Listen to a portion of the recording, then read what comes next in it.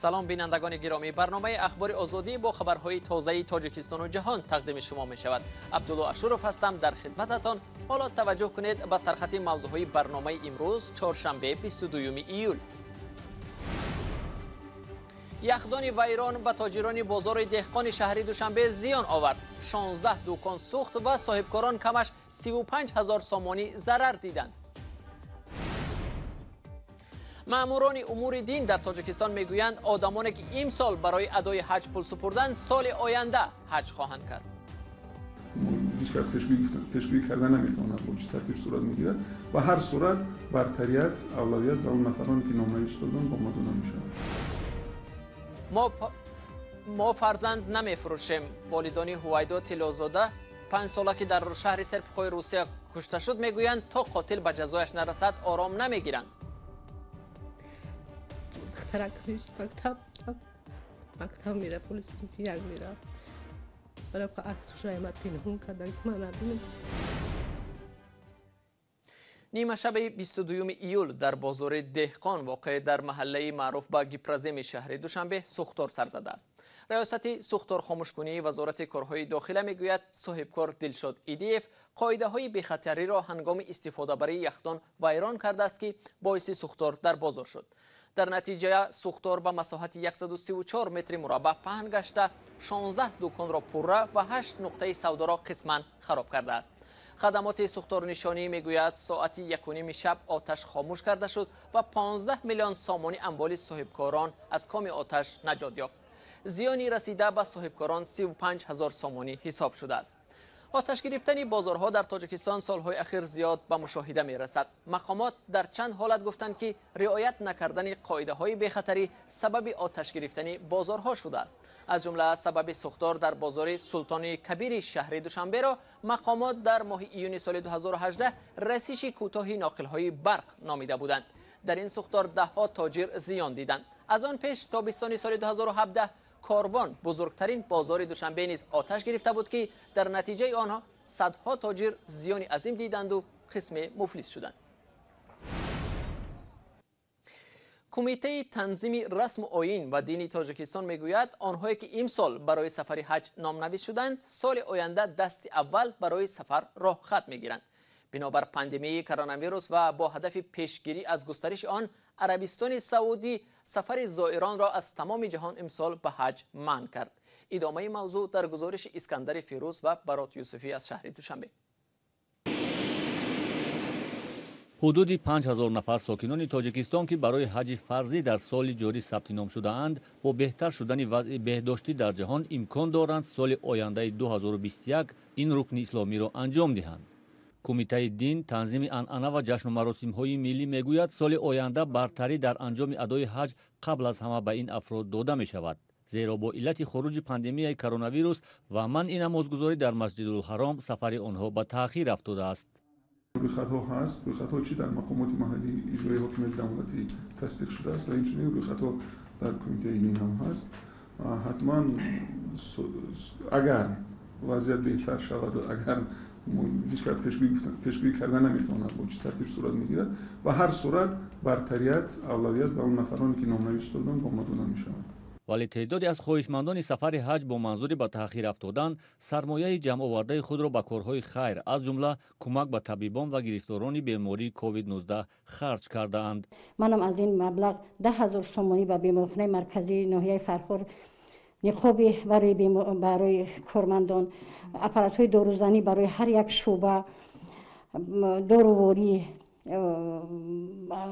به همه کم کاستی‌هایی که در بیمارخانه ها بودن یاری رسانده ایستاده ایم. خلط‌های 1 کرته، خلط‌های 20 کرته، چیزی که لازم است برای دختران ما که باید اول ما خود را محافظت کنیم صرف کردیم. در ادامه نشست مطبوعاتی مقامات کمیته دین خبر دادند که عید قربان در تاجیکستان روز 31 ایول به گذاشتن نماز دست جمعانه عید برگزار می شود. همچنین با منظور بد شدن وضع پاندمی کرونا ویروس در کشورهای همسایه کمیته دین توصیه می دهد که از عیدگردک نیز خودداری شود. البته قربانی می شود. یکی از شرط‌های قربانی نماز هم نیست.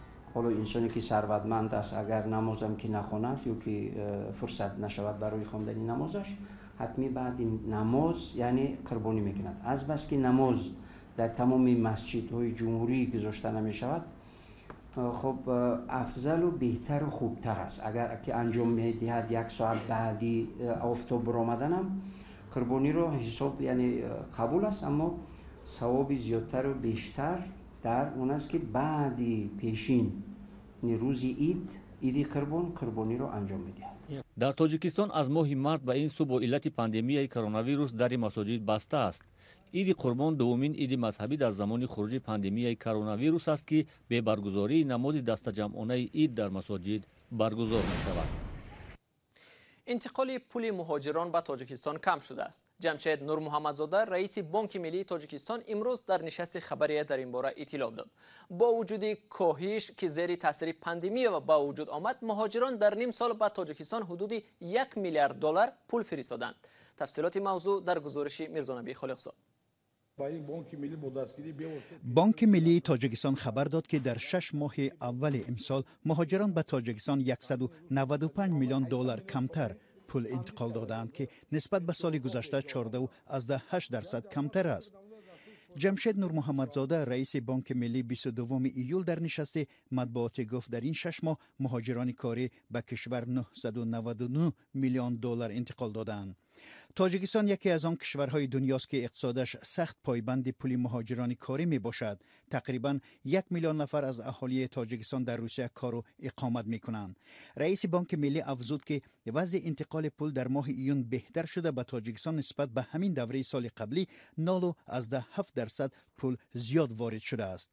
مهاجران تاجیک سال گذشته از روسیه به تاجیکستان 2 میلیارد و 576 میلیون دلار فرستاده بودند که به 33% مجموع محصولات داخلی برابر است. بانک جهانی آخر ماه اپریل در گزارش کاهش رکوردی مبلغ‌های انتقالی مهاجران را در جهان پیش بینی کرده بود. بنا به بهاگذاری این نهاد بین المللی مالی، کم شدن مبلغ‌های انتقالی به کم شدن معاش و کاریابی مهاجران ربط دارد که در سال 2020 20% را در بر می‌گیرد. رئیس جمهوری تاجیکستان نیز ماه اپریل امسال در نامه به صندوق بین المللی پول کم شدن انتقال پول مهاجران را اعتراف کرده است. او گفته که انتقال پول از روسیه به تاجیکستان در ماه مارت و نیمه اول اپریل 50% یا 80 میلیون دلار کاهش یافت. در نامه گفته شده است که کم شدن انتقال پول مهاجران ممکن است چند ماه دوام کند و این به کاهش سطح استعمال و افزایش بیکاری و تأثیر به بازار اسعار آورده رساند.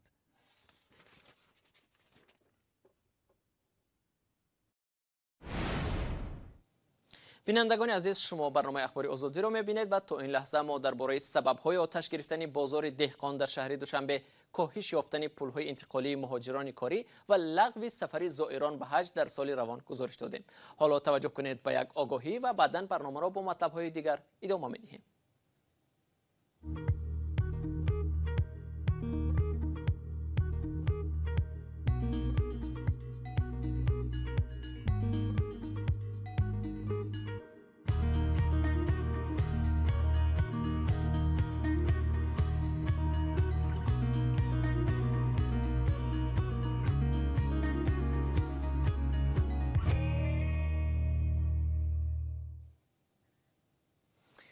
دو سال قبل هویدا تیلوزاده طفلی 5 ساله تاجیک در شهر سرپخوی روسیه کشته شد.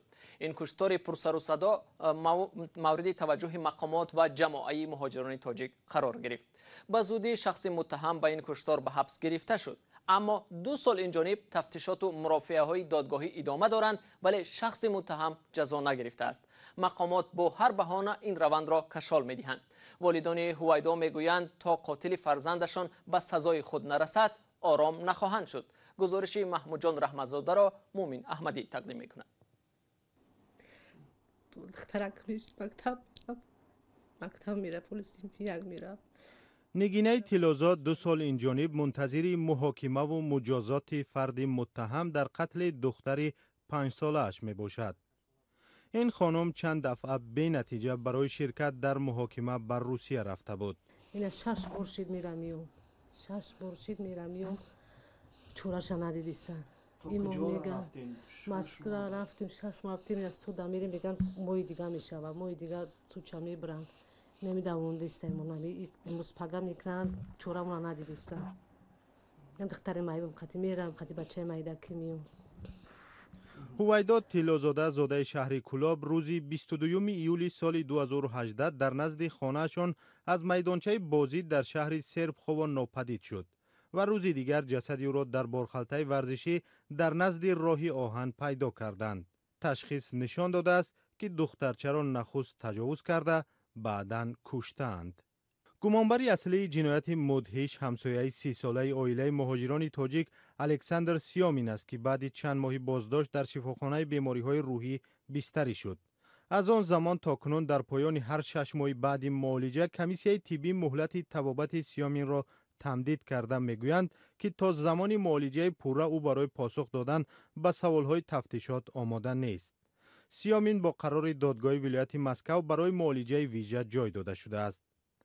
عبدالسلام سعیدов پدر هویداد طلازاده پنهان نمی کند که خیلی خسته و ناامید شده است. روز 21 ایول در صحبت تلفنی با رادیو آزادی گفت که در سر قبر دخترش قول داده بود که تا مجازات قاتل در روسیه خواهد بود. از این رو حالا هم در سرپخو و منتظر مرافعه می باشد. همون جنایتکار فرزند ما را کشت است. خولش قطعی یک مقدار که دیگه اومدوش نمیشنستم ما در سون پریلگات کردن 6 میلیون روبل. ما مسلمان‌ها گفتیم ما فرزند مونانه نمیشیم برای اسلام. تأخیر در شروع مرافعه متهم جنایت مدهش را برخی افراد آگاه نشانه انتخابی بودن نظام دادگستری در روسیه مینامند. از آنکه قانون در نسبت مهاجران کار نمی کند در حیرت بوده نمی شود چون که متاسفانه در روسیه نظام دادگستری پرره خراب شده است. وقتی به شما دادرس می گوید که به کانستیتوسیاتون در دلم زدید فرمان هست ولی به ما فرمان نآمده است، به آن معنی است که نظام مستقل دادگستری و حکومت دادگاهی مستقل وجود ندارد. تحقیق جنایت‌های سالهای اخیر نشان می‌دهد که در چندین حادثه پرسر و صدا که با مرگ خشونت‌آمیز اطفال مهاجران از جمله تاجیکستانیان انجامیده است، دادگاه و مقامات تفتیشاتی روسیه بی‌میلی نشان دادند. یک پرونده دیگر مربوط به مرگ فاجعه بار یک افسر در انتظار خانواده رستم نظرف عمر علی 5 ماه است که سال 2015 از جانب پلیس از مادر جدا کرده شد و بعد چند ساعت گویا نه در اداره پلیس بلکه بیمارستان سنت پترزبورگ درگذشت. دادگاه شهری سنت پترزبورگ سال 2017 رد شدن پرونده جنایی از روی مرگ کودک عمر علی نظرف را قانونی اعلام کرد و سوال‌های را در زمینه قانونمندی کار ساختارهای حفظ قانون و نظام دادگستری خلق کرد. نموندن که ما بفهم کودک ما چو کده برای چی مرده ما خستن خطه بپور کدن خستن روی کدن. در همین حال شوکت عمرов که با یاری سفارت تاجیکستان در مسکو برای دفاع از حقوق وکیل خانواده عبدالسلام سعیدov پدر هویداد طلازاده تعیین شده است میگوید امیدواری آنها برای به جوابگری جنایی کشیدن سیامین طرف می‌افزاید و به باور او متهم در جنایت کاملا صحت است. صبح چهارشنبه 22 ایول از فرودگاه بین المللی دوشنبه نخستین پرواز منتظم پس از توقف 4 ماه آغاز شد. هواپیمای شرکت فلای دوبای در مسیر دوبای دوشنبه دوبای پرواز انجام داد. سر از 20 مارس این جانب بنابر پاندمی کرونا ویروس پروازهای بین المللی به تاجیکستان قطع کرده شده. تنها پروازهای چارتری برای بازگردان شهروندان کشور از خارج اجرا می شوند.